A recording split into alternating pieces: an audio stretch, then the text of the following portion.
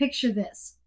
It's late afternoon. You've already coached 4 people today, and your 5th client is on the screen telling you about their boss.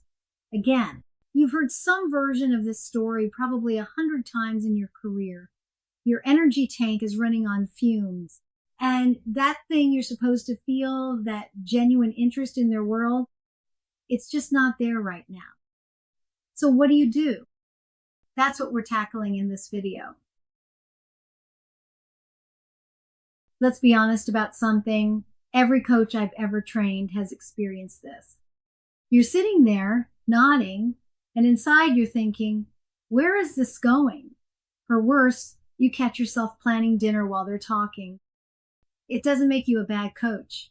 It makes you human. But here's the thing. Coaching requires genuine engagement. Your clients can feel when you're just going through the motions. They might not be able to name it, but something feels different, less alive, less productive. So if we know curiosity will fade sometimes, and we need ways to get it back. Here's the shift that changes everything. We tend to think of curiosity as something you either have or you don't, like a personality trait you were born with. Oh, she's just naturally curious about people. But that's not how it works.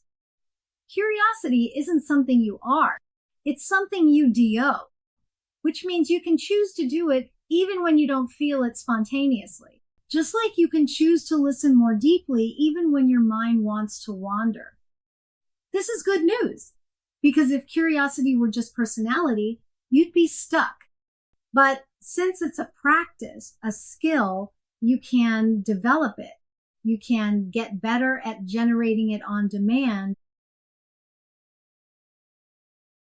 So let me give you 3 practical ways to reignite that spark when it starts to dim.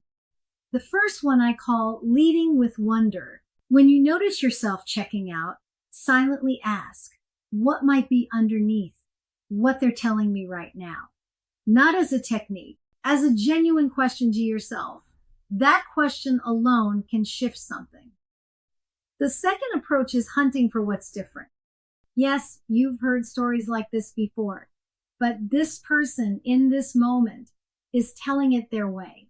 What's unique about how they're framing it? What words are they choosing? There's always something you haven't noticed yet. And third, challenge your own certainty. Ask yourself, what am I assuming here that might not actually be true? Often, boredom comes from thinking we already know what's happening.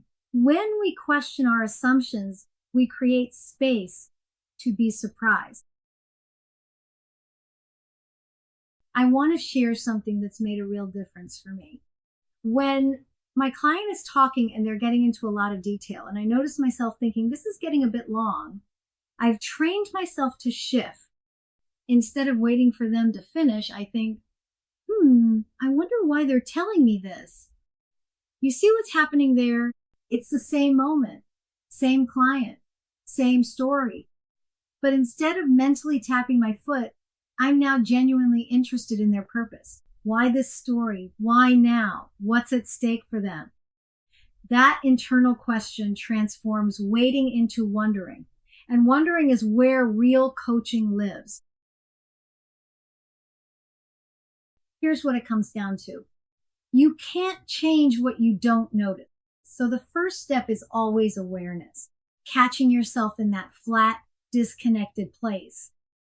Once you notice it, you have options. You can stay there, just ride it out and hope nobody notices. Or you can actively choose to do something different. Reach for one of those techniques. Generate the curiosity you're not feeling naturally. And here's the beautiful thing. The more you practice this, the more automatic it becomes. These techniques stop being something you remember to do and start being how you respond. That's mastery. Not never losing curiosity, but knowing how to get it back when it fades. So remember, losing interest in a session doesn't mean something's wrong with you. It means you're human. And you now have tools to reconnect when that happens. Wonder novelty, questioning your assumptions. Practice them. Notice when curiosity fades and make the choice to rekindle it. Now, your openness and curiosity affect you, but they also affect your client. Next, we'll look at how you model this for them and why it matters.